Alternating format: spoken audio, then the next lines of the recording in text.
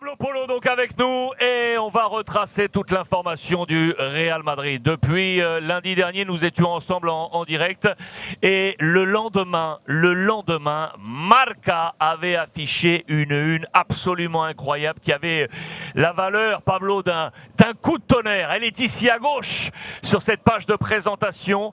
L'ami Kylian Mbappé était à Madrid avec Achraf Hakimi, son coéquipier du Paris Saint-Germain, pour une petite visite comme ça. Et puis à droite, c'est cette photo d'hier, les trophées UNFP où Kylian Mbappé a reçu cette nouvelle décoration du football français.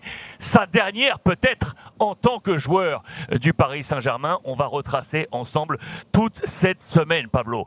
Alors je le disais, cette une magnifique de mardi dernier, Mbappé en Madrid. Je vous ai mis la une et je vous ai mis également le papier intérieur sur Haaland. Haaland elige à City. Haaland a donc choisi Manchester City parce que si on comprend bien, Pablo, si on comprend bien les colonnes de Marca, le Real Madrid, avant de parler de Mbappé, était bien, oui, sur Haaland. C'est ça? Oui, je crois que le Real a essayé de faire venir tous les deux. C'était le rêve de Florentino, faire venir les deux joueurs. Mais je pense que finalement, économiquement, c'était vraiment difficile parce que le transfert d'Mbappé, ça va coûter beaucoup plus cher de chiffres qu'on parlait au mois de janvier. Et après, l'offre du PSG, énorme offre du PSG pour essayer de convaincre Kylian de rester. Voilà que le Real s'est senti obligé d'augmenter la proposition pour faire venir Kylian. Alors, faire les deux joueurs, c'était vraiment économiquement pas très possible du côté du Real Madrid. Après, Alan, il voyait qu'au Real Madrid, il y avait Karim Benzema, il y avait Vinicius qui a progressé énormément cette année, et après, il y avait Kylian Mbappé. Et je pense que City, il a bien joué ses cartes. Il a bien expliqué à Alain que lui, à City, il serait le leader, la référence offensive. Et finalement, lui, il a choisi le City avec la tête aussi un peu au Real Madrid dans 2-3 ans, 4 ans pour aller au Real Madrid parce que c'est vrai qu'Alan, il veut jouer au Real Madrid un jour. Alors du coup, effectivement, c'était l'une des informations fortes de cette journée. La plus forte, c'était l'arrivée donc complètement inattendue de Kylian Mbappé. Cette photo à la une de Marca, Mbappé est à Madrid. Page intérieure, double page. Il a été suivi à la trace. Toute ta rédaction, Pablo, était là. Tu es auteur d'ailleurs du papier à droite sur Nasser Al-Khelaifi qui, lui, concordance de calendrier, était également à Madrid, Pablo. Oui, c'était une journée très longue, hein, très dure. On a bien travaillé. Non, mais environ midi, on a appris que Kylian était à Madrid. Mais nous, déjà à 10 heures avant, 2 heures avant, on savait déjà que Nasser était à Madrid pour le meeting de la ECA, de l'Association des clubs européens. Et à 2 heures, il y avait Kylian. Alors, premièrement, on était vraiment confondus parce que je ne savais pas vraiment comment les deux se rencontraient à Madrid. C'était pas facile à comprendre. Finalement, on a appris que voilà, chacun suivait son chemin. Kylian, selon notre info, ne venait pas vraiment pour signer au Real Madrid. Je pense que c'était pas non plus très intelligent du côté du Real Madrid faire venir Kylian Mbappé avec tous les médias qui le suivaient pour signer un contrat. C'est évident. Je pense que il y avait 2-3 jours de repos. Je me souviens de Kylian au PSG. Alors il a profité pour venir à Madrid. S'il a signé quelque chose ou il a parlé avec quelqu'un du Real Madrid, évidemment, c'est possible. Mais on n'a pas vraiment aucun média ici en Espagne à publier des infos à propos d'une éventuelle réunion avec le Real Madrid. Et du côté des Nasser, c'est vrai qu'ils étaient proches parce qu'ils sont presque dînés au même restaurant. C'est Nasser qui est venu avant et comme il y avait tellement de médias à 7h30, 20h, et les joueurs qui avaient déjà une réservation au même restaurant que Nasser, je pense qu'ils ont décidé de changer un peu le destin, le plan, et ils sont allés à notre restaurant. Non mais c'est incroyable, c'est incroyable. Tu me dis que le hasard a fait qu'en plus, ils étaient dans le même resto. Presque, oui, ils allaient faire au même resto parce que c'est très très connu. Mazzonico, un restaurant à Madrid qui est très connu, qui vont tout le monde normalement, et surtout des personnalités des sports, des spectacles qui ont l'habitude d'y aller. Et je pense que tout le monde attendait Kylian Mbappé au restaurant. Et Nasser, il était vraiment, c'était une surprise pour Nasser parce qu'il n'attendait pas tellement de médias qu'il l'attendait. C'était vraiment pour Kylian Mbappé, mais bon, finalement, je pense que le joueur, il s'en a pris qu'il y avait tellement de médias que c'était même compliqué de rentrer au resto. On a vu le image de Nasser qui essayait de rentrer avec tellement de médias, c'était impossible de rentrer. Alors, je pense que Ramos et Achraf et Kylian, ils sont chez les plans, ils sont allés à notre restaurant. Donc on est bien d'accord, voilà. Ils sont vraiment venus comme ça pour passer un bon temps et un bon moment, et ils ont choisi Madrid. C'est quand même un signal quand même assez fort. Ils ont choisi Madrid, oui. Achraf, il a une maison à Madrid. Oui. Même si Kylian a resté dans un hôtel, à l'hôtel Eurostar, et il est allé à visiter, il a été 2-3 heures après ils sont mangés dans un autre restaurant qui s'appelle La Leña, très connu à Madrid. Ils sont partis chez Achraf pendant un temps, et après ils sont allés à notre restaurant, et Kylian est parti les jours suivants. Et Nasser, par contre, il n'était pas au courant de la visite de Kylian à Madrid, parce qu'il était dans un hôtel dans le centre de Madrid. Et quand il est parti de meeting de l'AEK, il a appris que Kylian était à Madrid. Et le Real Madrid, ce qu'il nous disait aussi, c'est que le Real n'était pas au courant non plus de cette visite. Et que, à 10 jours de la finale de la Champions League, le Real n'est pas vraiment intéressé à faire des bruits parce qu'ils veulent vraiment se focaliser sur la Champions League. Évidemment qu'ils sont très, très optimistes. Le Real pense que Kylian est décidé à venir et qu'il va venir. On parle déjà de s'il y a un numéro 7, un numéro 5, numéro 23, on parle même du numéro qu'il va porter dans le maillot. Mais c'est vrai que le joueur n'a pas vraiment confirmé la destination. On pense tout le monde que c'est le Real, mais on ne sait pas vraiment. Alors, on va reparler de Kylian Mbappé, bouge pas. On va en reparler, on va dérouler cette semaine, et comme ça, logiquement, Mbappé a balisé cette semaine, c'est pour ça que je vous le mettais à la une, mais on va y revenir. Ça, c'était donc la presse, c'était Marca de mardi. Mercredi, boum! Deuxième bombe côté Real Madrid, annoncée bien évidemment par Marca. Rudiger fichado, l'international allemand de Chelsea, défenseur central, à coût 0. C'est toi, Pablo, qui a publié le petit papier qui est en gris sur la droite. Ça, c'est l'autre gros coup de la semaine du Real Madrid. Hein. Oui, bien évidemment. On était déjà, presque toute la presse, on savait déjà que Rudiger était un joueur pour le Real, qu'il y avait un accord, mais c'est vrai que mercredi, on a appris que le joueur avait déjà signé un contrat et même passé un examen médical et qu'il était d'accord, tous étaient d'accord. Et c'est ça qu'on a publié, voilà, c'était tout fait. Il n'y a pas annonce officielle. Le Real ne va annoncer officiellement avant la Champions League. Alors, on imagine qu'après 29, 30, 31, et le Real va annoncer l'arrivée de Rudiger, un bon joueur, à mon avis, et un bon transfert qui vient libre. Alors, il n'a pas coûté de l'argent. Il y avait un problème avec les salaires parce que Rudiger, il demandait 12-13 millions d'euros nets par an. Finalement, il a essayé de trouver quelqu'un club qui lui payait cet argent et il n'y a pas eu des autres clubs. Finalement, Rudiger, il est revenu au Real Madrid, ça fait 3-4 semaines pour récupérer les conversations et descendre un peu son salaire et arriver à un accord avec le Real. Intéressant, effectivement, on l'a vu très très bon ici sur Twitch. On a commenté la finale de la FA Cup entre Chelsea et Liverpool. Battu par Liverpool, c'est vrai, mais on a vu un très bon Rudiger dans cette défense et notamment sur le côté gauche, ce qui va apporter l'alternance à Ancelotti éventuellement pour passer sur le côté et voir avec Alaba comment on fonctionne pour donner un peu d'air peut-être à Ferland Mendy sur le côté gauche, sachant que Marcelo est sur la fin. On va reparler de Marcelo dans quelques petites secondes.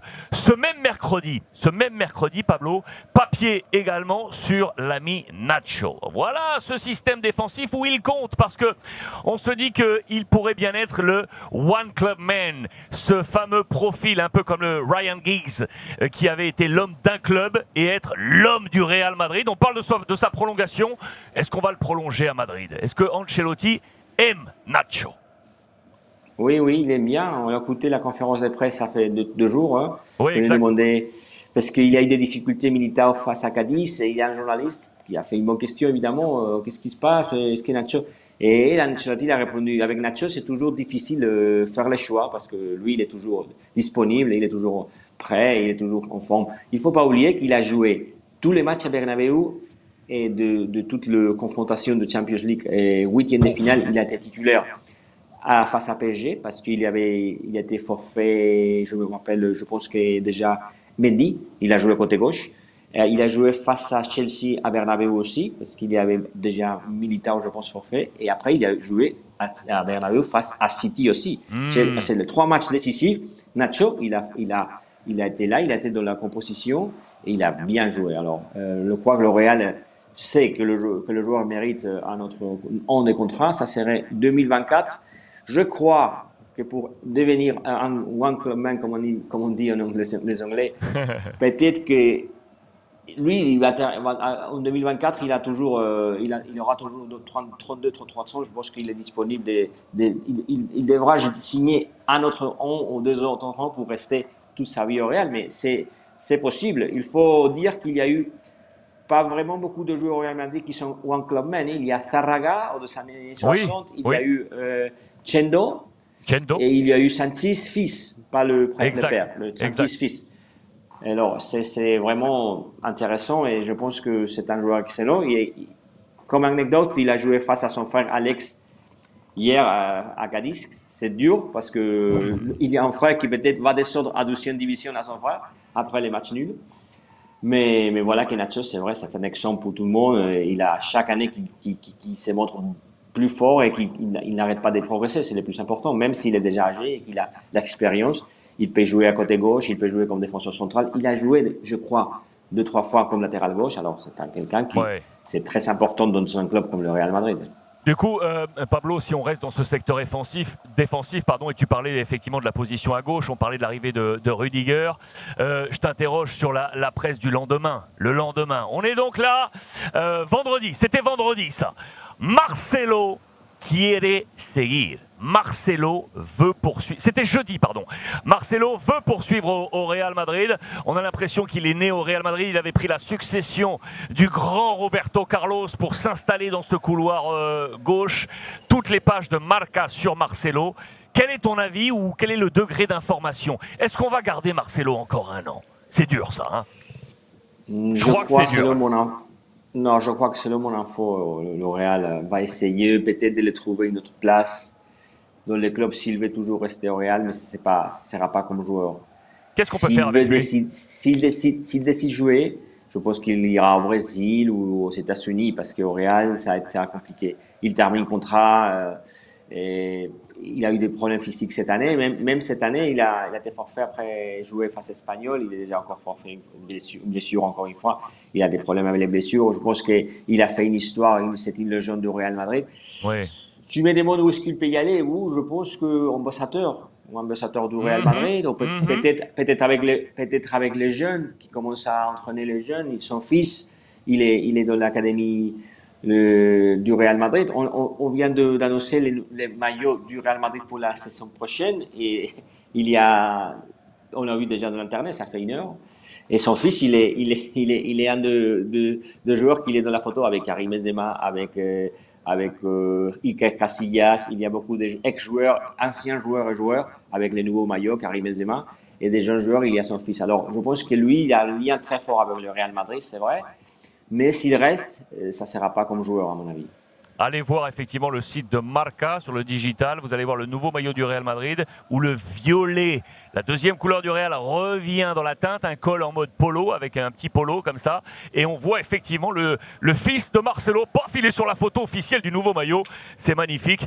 C'est la légende Real Madrid. Il y a Iker Casillas, il y a Raúl qui apparaît également sur la photo. C'est à regarder. Marca l'a dévoilé il y a déjà 2 heures ce matin. On le passera peut-être tout à l'heure. Marcelo, donc, pour toi, Pablo, pourrait rester au Real Madrid, mais pas en tant que joueur, soit en tant qu'ambassadeur ou pour accompagner les jeunes. Cette semaine aura également été marquée par ça. Ça, c'est également de la bombe. Le 323 de Karim Benzema. Et ça, c'était la presse de vendredi. Jeudi soir, Madrid avait joué contre Levante 6-0 pour envoyer au passage Levante en 2e division. Et le Real marquait sa superpuissance sur cette Liga. Et au passage, Pablo, Karim Benzema est désormais seul seul, il a rattrapé Raúl. Il se cale juste derrière Cristiano Ronaldo comme meilleur buteur de l'histoire du Real Madrid. C'est absolument incroyable. Incroyable, incroyable. Oh. Et il peut dépasser Raúl Oui. parce que normalement, la dernière journée, Ancelotti il avait annoncé en conférence de presse que la composition sur le match face à Betis vendredi, ça sera vendredi. Finalement, le dernier match de Liga du Real Madrid, ça sera vendredi à 20h. Ils ont avancé le match un jour encore. Okay. Et là, normalement, Ancelotti avait annoncé que l'idée, c'est faire jouer la plupart des joueurs qui seront dans la composition à Liverpool le 28 à Paris.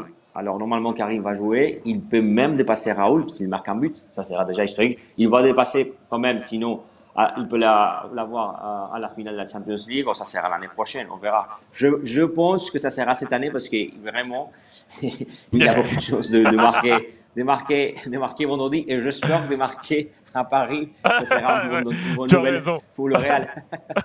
Regardez les deux courbes. En vert, c'est la courbe de Raúl. On voit la première indication, c'est que Raúl a mis 3 saisons de plus que Benzema pour atteindre cette barre des 323, ce qui met encore un peu plus de relief à la performance de Karim Benzema, qui, vous l'aurez compris, n'a plus que, vous le voyez, Cristiano Ronaldo et ses 451 buts marqués, toutes compétitions confondues, dans l'histoire du Real Madrid. C'est une véritable performance absolue. Pablo, dans ce même match face à Levante, à noter, ça n'est qu'une anecdote, mais ça montre que le garçon est en train de prendre lui aussi du volume. C'était le premier hat-trick de Vinicius, le Brésilien qui marquait pour la première fois 3 buts dans le même match. Et d'ailleurs, le lendemain, vous avez titré déjà sur la finale de Liverpool avec des propos d'Alan Kennedy, qui était le bourreau du Real Madrid en 1981. C'était au Parc des Princes, finale de Ligue des Champions remportée par Liverpool. Et vous parliez de la prolongation éventuelle de Vinicius. Ça, c'est la presse de ce samedi. Qu'est-ce qu'on va faire avec Vinicius? Les discussions sont lancées. On va en faire un des totems du futur Real Madrid, on est d'accord? Bien sûr, on est d'accord. Ouais. C'est vrai qu'avec l'arrivée de Kylian Mbappé, dans l'entourage de Vinicius, et même Vinicius, il pensait que c'est vrai que le Real a essayé d'expliquer qu'il va avoir un rôle important, très très important au Real Madrid. Même au niveau de Kylian. Kylian, c'est le star, mais il y a Karim Benzema et Vinicius. Mais quand tu as un joueur comme Vinicius qui a progressé tellement, alors il faut lui montrer des soutiens et répondre premièrement avec la confiance et l'expliquer qu'il va être un joueur important, et après évidemment avec le salaire. Il faut être honnête, le salaire de Vinicius maintenant n'est pas normalement à ce niveau. Il a le même contrat qu'il avait au Real Madrid quand il est arrivé avec 16 ans. Alors normalement ça c'est urgent évidemment. Là il va il faire faut le faire. Jackpot. Le Real va le faire évidemment. Vinicius va rester. Et le rêve de Real Madrid, évidemment, se jouer avec Vinicius, Benzema, Kylian Mbappé l'année prochaine. Sur les bancs, il y aura Eden Hazard, normalement il va rester. Rodrigo, on verra. Asensio, je le vois partir peut-être parce qu'il y a beaucoup de concurrence, on verra. Il a changé d'agent, il y a Mendes qui met le futur de Marco Asensio. Et Vinicius, c'est un joueur capital pour le Real. Évidemment qu'il fallait prolonger son contrat, améliorer son contrat et le faire sentir comme un leader, parce que évidemment Vinicius il voit lui que il y a un client qui vient avec un salaire énorme, avec comme un star, c'est normal, c'est champion du monde, c'est un joueur peut-être le meilleur joueur du monde, mais le Real ne veut pas que Vinicius pense que c'est pas un joueur important dans la discipline d'Ancelotti et dans le club. Sa clause est à 350 millions d'euros, c'est des clauses basses, elle va passer comme tous les Galactiques à 1000 millions d'euros, c'est la fameuse barre des 1000, et son salaire actuel est à 3,2 millions, ça veut dire qu'il est dans le dernier échelon avec les Ceballos, les Lunin, les Vallejo, et donc il va monter maintenant, il va faire le jackpot bien évidemment. On parle d'un contrat d'entre 5 et 6 ans en faveur de Vinicius, et tout ça dans les colonnes de Marca. Bien évidemment. Ça, c'était la presse de samedi. Dimanche, Pablo, vous avez évoqué le sueño cumplido de Valverde. Vous nous racontez, j'aime bien ces petites histoires, comme quoi Valverde, quand il avait 11-12 ans, il a fait un rêve chez lui, dans son petit lit. Il s'est dit un jour, un public blanc va me célébrer. C'est ça? Il avait ce rêve-là. C'est faux, ça? Il avait ce rêve. Mais l'histoire, c'est très bien l'histoire parce que Et son père, il était Peñarol. Et Ah alors, oui. son père, il a constaté que les blonds, c'était les blonds du Real, pas les blonds de Peñarol. Ils sont tous fans de Peñarol, le Ouais. Uruguayen, son père. Et voilà qu'il a dit, bon, c'est mon fils peut-être qui va jouer au Real, ou Ah, qui c'est sera sympa supporter ça. du Real Madrid. C'est Et sympa c'est ça. vrai. Et on raconte que Valverde, il était depuis tout petit, il avait le rêve de jouer au Real Madrid. J'aime bien ces histoires. Si je garde le Ouais. journal de dimanche, dans les pages intérieures, il y avait ce fameux feuilleton Hazard. On en avait parlé ensemble, tous les deux, Pablo, la semaine Ouais. dernière. Confirmation Carlo Ancelotti en conférence de presse, qui a vécu une semaine de conférence de presse assez forte d'ailleurs. Il n'a pas mâché ses mots. Et il a annoncé Hazard va rester, Pablo. Hazard va rester au Voilà. Real Madrid. Je crois que euh, c'est bien, c'est intelligent de la part d'Ancelotti de dire qu'il va rester, montrer le soutien à ça. Je pense qu'ils se sont un peu obligés parce que la seule chance de Kylian maintenant, c'est de récupérer Eden, de les faire jouer un peu plus proche. Parce que je suis sûr que si un club venait demain pour offrir 50, 60 millions d'euros, le Real, je pense qu'il préférait les vendre Bien sûr. que le faire. Mais il n'y a pas d'offre. Alors, il faut changer la stratégie. Il faut dire, bon, il va rester, il est important. On ne peut rien faire parce que qu'est-ce qu'il va faire le Real faire après, ça ne sert à rien. Tu prends de l'argent. Tu es obligé peut-être à lui payer la plupart de son salaire dans un club qui ne veut pas payer tout son salaire. Alors le Real a décidé de le faire, d'essayer encore une fois de le récupérer. Une fois qu'il a été opéré, il a enlevé la plaque. Comment dire, il y avait je sais pas comment dire français, il s'est fait opérer, ça fait un mois. Oui, une plaque. Et peut-être une plaque. Il a enlevé la plaque qu'il avait sur la cheville. On va voir si comme maintenant avec la cheville sans plaque, ça commence à marcher mieux. Il se sent mieux physiquement, c'est vrai. Il a eu moins de problèmes physiques cette année, c'est vrai. Mais c'est vrai que la concurrence cette année a été vraiment beaucoup plus forte par rapport à des années précédentes. Et il a trouvé un Vinicius énorme. Il a trouvé Rodrigo qui a progressé aussi. Il a trouvé même Asensio qui marquait des buts. Alors, ça a été vraiment difficile pour lui. Voilà, le Real va donner encore une chance. C'est vrai que s'il y a une petite possibilité de récupérer les meilleurs à ça, alors on part d'un des meilleurs joueurs du monde. Voilà, je suis entièrement d'accord avec toi. Ce dimanche 15, vous avez vraiment chargé l'actualité et l'actualité vous a servi car chronologiquement, Pablo, c'est également ça. C'est également ça. Le papier à droite qui est sorti dimanche, le 15 mai 2022, le 15 mai 2002, il y a 20 ans. Zinedine Zidane frappait ce but magnifique face au Bayer Leverkusen pour la 9e Coupe d'Europe du Real Madrid. Je vous ai remis à gauche la une de Marca qui était en double. Elle était en poster géant, il fallait la plier en deux. El Cid, quel souvenir, dis-moi brièvement, quel souvenir tu gardes de ce moment? Tu étais où toi, Pablo, pour cette finale? Moi, cette finale, j'étais à la rédaction. Malheureusement, je n'étais pas,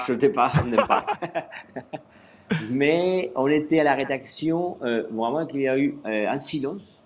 Ah Parce ouais. que normalement, quand tu marques, quand le Real marque, évidemment qu'on va pas mentir à tout le monde qui nous écoute, à la rédaction de Marca ou à la rédaction de l'équipe, il y a, mais surtout à Marca, il y a beaucoup de monde qui est des Real et des supporters d'Atlético, mais il y a beaucoup de supporters du Real. Et normalement, si, dans une finale, les journalistes sont en train de regarder le match, évidemment qu'on va célébrer un peu. Mais on n'attendait pas cette but. Alors, il a un silence, une admiration quand il a marqué. On ne croyait pas, évidemment. Mais qu'est-ce qu'il a fait? Parce que les centres de Roberto Carlos, on voyait un centre qu'on a dit tout le monde, mais qu'est-ce qu'il fait, Roberto Carlos? Quel centre? Quel désastre! Vaya centro! Mais c'est vrai qu'il y avait ce moment un peu de lévitation, comme si l'image était au ralenti. Le temps s'arrêtait. Le temps s'arrête, on voit le préparer le geste et boum, et quand il frappe, ça s'accélère. Il a marqué. Voilà, ça s'accélère. On a vu qu'il a marqué, on ne croyait pas vraiment. C'était incroyable. On a tous fait garder un petit silence. On dit mais comment ça s'est fait ça? Je vais te dire, moi j'étais à Toulouse. Incroyable. En école de journalisme et ma maman, j'avais la chance d'avoir ma mère qui était venue me visiter à ce jour-là et on s'était installé dans un petit bar à Toulouse. On était les deux supporters et quand il a marqué, je m'en rappellerai très longtemps. C'était assez incroyable ce moment. Ouais, après il y avait ces difficultés. Oui, c'est vrai. Quand on retrace cette presse de la semaine, tu l'as dit tout à l'heure, il y avait également ce moment. Donc hier, le Real mais match nul sur la pelouse de Cadiz, qui met en difficulté Cadiz avec donc le frère, tu l'as dit, de Nacho, qui fait partie de l'équipe de Cadiz. Negredo qui a manqué un penalty, en tout cas super bien arrêté par Lunin, qui a causé un sale coup à la formation de Cadiz, avec en plus l'entraîneur Sergio. Il avait gardé en mémoire, ils avaient été ensemble tous les deux du côté de Valladolid, et Sergio n'avait pas fait beaucoup jouer Lunin. Il y avait comme une vengeance, mais bon, c'est juste pour l'histoire. Ça s'est passé hier. Et donc hier également, Pablo, et ça c'est en marge des colonnes de Marca, il y avait donc ça. Je voulais qu'on termine par là parce qu'évidemment je veux avoir ton dernier avis là-dessus. On a parlé d'Eden Hazard avec son numéro 7. Tu nous as dit déjà qu'à Madrid on était en train de discuter peut-être du numéro de maillot de Kylian Mbappé, le 5 de Zizou, le 7 du fameux Cristiano Ronaldo, et aujourd'hui de Eden Hazard, le 7 de Raúl, également de Butragueño, les grandes figures du Real Madrid. Est-ce que pour toi, aujourd'hui, Pablo, je te montre ce photomontage, est-ce que ça, c'est 99%? Ouais, à mon avis, on va garder 7% pour le PSG. Mais je pense que c'est le Real. Parce que sinon, il aurait déjà décidé, non, rester. Il aurait dit déjà que c'est le PSG s'il va partir. La question, c'est quand il va annoncer vraiment, mais à mon avis, c'est le Real. Le Real est sûr. Le Real, ce qu'il transmet à tout le monde, c'est que Kylian va jouer au Real. Ils sont très tranquilles depuis longtemps. Et cette annonce, je crois qu'il vient renforcer un peu l'impression du Real Madrid. Et comment vous avez perçu cette soirée hier, avec ces déclarations? Il y avait les micros del Chiringuito qui étaient là, tout le monde était là bien évidemment pour l'interroger. Comment tu as perçu toi cette soirée et les déclarations de Kylian Mbappé? Bon, c'était difficile et les décès, il ne voulait pas annoncer sa décision, mais quand même, il fallait dire quelque chose parce que tout le monde attendait quelque chose. Alors, plus ou moins, à mon avis, l'impression, le message qu'il laisse, c'est que bon, qu'il va partir, mais qu'il faut attendre un petit peu pour l'annoncer. C'est l'impression que j'ai, moi. Qu'il ne veut pas le faire, qu'il ne veut pas, comme il a bien expliqué, c'était pas le moment de l'annoncer avec le trophée. Et il a rappelé la situation de, ça fait 4 ans, non, quand il avait décidé, Oui. il avait déclaré pendant les trophées que peut-être il partirait du PSG, qu'il voulait autre projet. Il voulait pas focaliser toute la soirée autour de lui-même. Alors il a préféré dire aussi petite chose parce qu'il a rien dit. Non, à mon avis, il a dit des choses intéressantes. À mon avis, tout le monde pense qu'il y a en Real après ces déclarations. Ah, j'adore. Tu sais quoi, il y a des joueurs du championnat de France qui sont là actuellement sur le chat, Pablo. À t'écouter. Je salue mon copain Umut Bozok qui est avec nous sur le chat. Pardon Umut, j'avais pas vu ton petit message passer. Et Jean qui est avec moi en régie m'a dit « Alex, il y a Umut qui est sur le chat. Merci infiniment d'être avec nous. Je sais que le travail est de qualité de Pablo et je sais que vous êtes de plus en plus nombreux à être présents pour avoir toutes ces dernières informations. » Je te pose la dernière question, Pablo, avant de filer du côté de Barcelone. D'après toi, comme ça pour le jeu, d'après toi, quel numéro de maillot on lui donne? Le 5 de Zizou, le grand 7, le 23 de Beckham? Qu'est-ce qu'on fait, d'après toi? Je pense que ça, c'est une théorie. Hein. Attention, c'est pas faux. Je pense que le plus facile pour le Real, c'est le 5. Parce que le 5, Vallejo, à mon avis, je crois qu'il partira. Et s'il ne part pas, à mon avis, il va partir. C'est plus facile d'enlever les maillots à Vallejo que Hazard. Je ne crois pas que le Real va proposer des joueurs avec une histoire derrière, avec importance dans le vestiaire, comme le cas de Hazard, comme le cas de Asensio. Ils veulent pas. Ça n'arrive pas normalement au Real Madrid. Je me souviens par exemple Cristiano, quand il est arrivé, il a porté la première année, il avait le 7 de Raúl, alors il portait le numéro 9. Karim Benzema, il ne pouvait pas porter le numéro 9 non plus parce qu'il y avait des joueurs importants. Je pense que le Real ne va pas faire enlever ou obliger Hazard à quitter le 7. C'est pour ça qu'à mon avis, le 23, bon, peut-être, mais je ne pense pas. Alors, je crois le plus facile, c'est le numéro 5. C'est vrai que c'est un peu bizarre, à mon avis, voir un attaquant centre porter le numéro 5. Mais c'est vrai que c'est un numéro très, très important au Real Madrid, parce qu'évidemment, c'est un dorsal, un numéro qui c'est Zidane qui portait. Alors, c'est un Français aussi qui revient, un joueur important, un star, alors pourquoi pas les 5? KM5, KM5. Ça, c'est pas mal. Ça sonne pas mal, hein? C'est pas mal. Ça sonne pas mal. Voilà. Ça sonne pas mal. Ça sonne pas mal. On doit travailler à Adidas, nous. On est beaucoup plus fort. Pablo Polo avec nous. C'est un jour férié, on vous le rappelle, à Madrid, San Isidro. Mais il est là avec nous. Et pour les colonnes de Marca, bien évidemment, Pablo, muchísimas gracias, como siempre. Et on reste en contact si l'actualité est chaude. Paf, on se met sur Twitch et on échange. Je crois que le 29, après la finale, ouais, Kylian devrait annoncer sa décision, peut-être. Je crois pas avant. On va terminer. Je crois pas avant parce que une semaine avant, tu imagines annoncer la semaine de la finale de la Champions League. Non.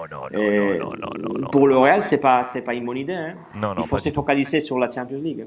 Bien sûr. Je trouve plutôt plus intéressant de faire cette ou attendre après la finale. Exact, entièrement d'accord.